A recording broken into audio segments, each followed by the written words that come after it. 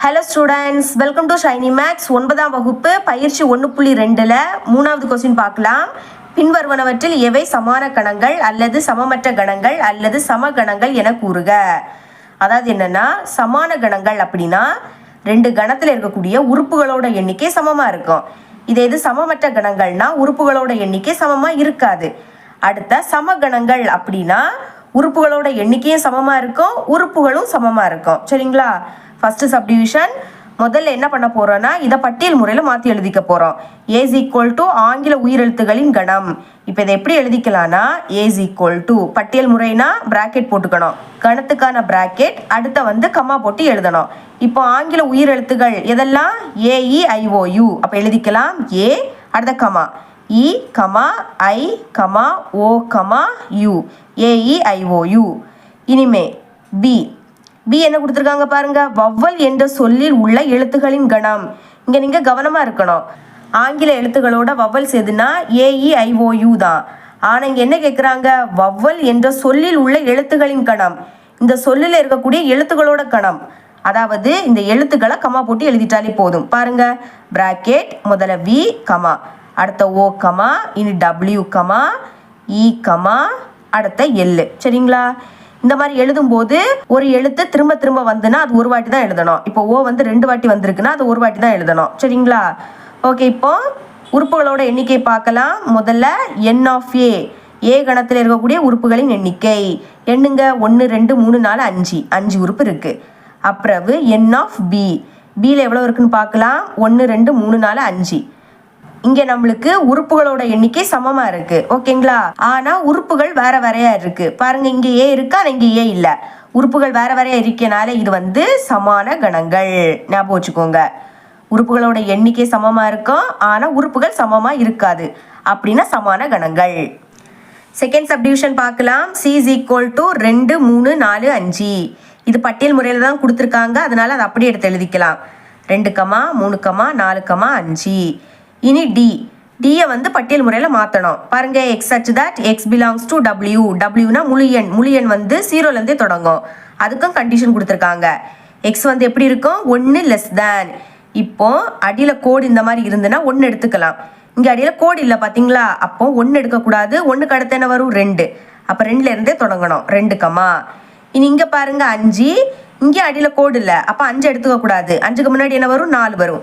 2லேருந்து 4 வரைக்கும் எழுதணும். 2க்கு அடுத்த 3, 3க்கு அடுத்த 4, 4ஓட ஸ்டாப் பண்ணணும். ஞாபகம் வச்சுக்கோங்க, இங்கே அடியில் கோடு இல்லை, அப்போ 5 எடுத்துக்கக்கூடாது. கோடு இருந்துன்னா 5 எடுத்துக்கலாம். கோடு இல்லாததுனால 5 எடுக்கக்கூடாது. 5க்கு முன்னாடி 4 வரும்.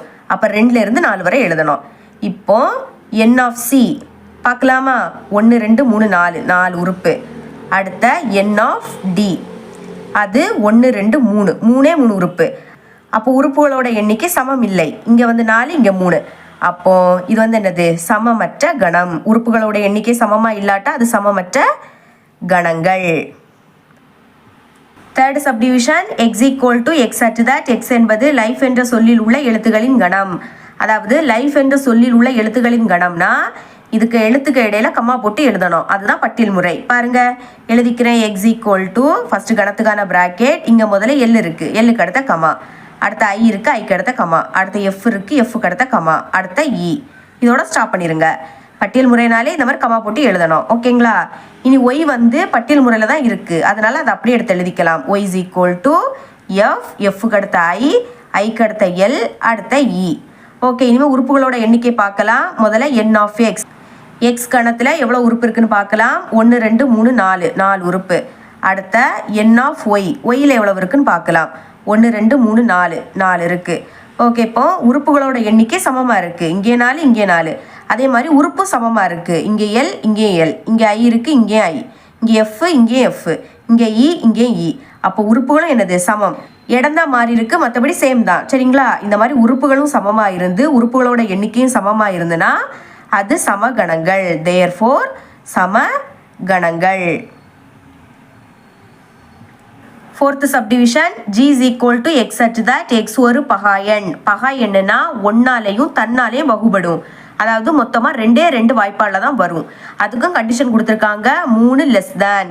இப்போ அடியில் கோடு இல்லை, அப்போ 3 எடுத்துக்க கூடாது. இந்த மாதிரி அடியில் கோடு இருந்துன்னா 3 எடுத்துக்கலாம்.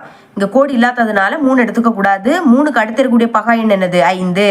அப்போ பட்டியல் முறையில் எழுதலாம். G is equal to 5ல இருந்தே தொடங்கணும்.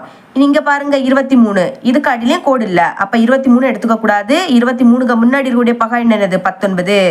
5ல இருந்து 19 வரைக்கும் இருக்கக்கூடிய பகா எண்ணை எழுதிக்க போகிறோம்.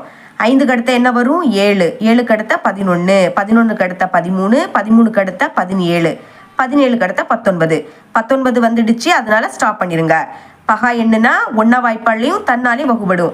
இப்போ பாருங்க 5 வந்து 1ஆ வாய்ப்பாளையும் 5ஆ வாய்ப்பாளையும் வரும். 7 வந்து 1ஆ வாய்ப்பாளையும் 7ஆம் வாய்ப்பாளையும். தன்னால்னா இது எந்த நம்பரோ அந்த வாய்ப்பாடில். இனி 11 அப்படிதான் 1ஆ வாய்ப்பாளையும் 11ஆம் வாய்ப்பாளையும். இந்த மாதிரி இருக்கக்கூடியதான் பகா எண். இனி H அது என்னன்னு பார்க்கலாம். X such that X என்பது 18இன் வகு எண். 18இன் வகு எண்ணுனா 18 எந்தெந்த வாய்ப்பாடில் வருதுன்னு பாருங்க. 18 வந்து 1ஆ வாய்ப்பாடில் வரும். அடுத்த 2ஆ வாய்ப்பாடிலையும் வரும். 9 2 18. அதுக்கப்புறம் 3ஆ வாய்ப்பாடில் வரும். 3 6 18. அடுத்த 6ஆம் வாய்ப்பாடில் 6 3 18. இனி 9ஆம் வாய்ப்பாடில் வரும். 9 2 18. இனி லாஸ்ட் ஆட்டு 18ஆம் வாய்ப்பாடில் வரும். 18 18. சரிங்களா? அப்போ 18ஆம் வாய்ப்பாடில் 18 எந்தெந்த வாய்ப்பாடில் வருதோ அதை அப்படியே வரிசை எடுத்து எழுதியிருக்கேன். இப்போ உறுப்புகளோட எண்ணிக்கை பார்க்கலாம். முதல்ல என் ஆஃப் ஜி. ஜி கணத்தில் எவ்வளோ உறுப்பு இருக்குன்னு பார்க்கலாம். 1 2 3 4 5 6 6 உறுப்பு. அடுத்த ஹெச்சில் பார்க்கலாம். என் ஆஃப் ஹெச் 1 2 3 4 5 6. அப்போ உறுப்புகளோட எண்ணிக்கை சமமாக இருக்குது. ஆனால் உறுப்பு சமமாக இல்லை. இங்கே 5 இருக்குது, இங்கே 5 இல்லை. அப்போது உறுப்பு சமமாக இல்லாமல் உறுப்புகளோட எண்ணிக்கை சமமாக இருந்துன்னா அது சமான கணங்கள் எழுதிடலாம். ஓகே, இவ்வளோ தான் அந்த சம். இது உங்களுக்கு கிளியராக அண்டர்ஸ்டாண்ட் ஆயிருக்கும் நம்புறேன். தேங்க்ஸ் ஃபார் வாட்சிங்.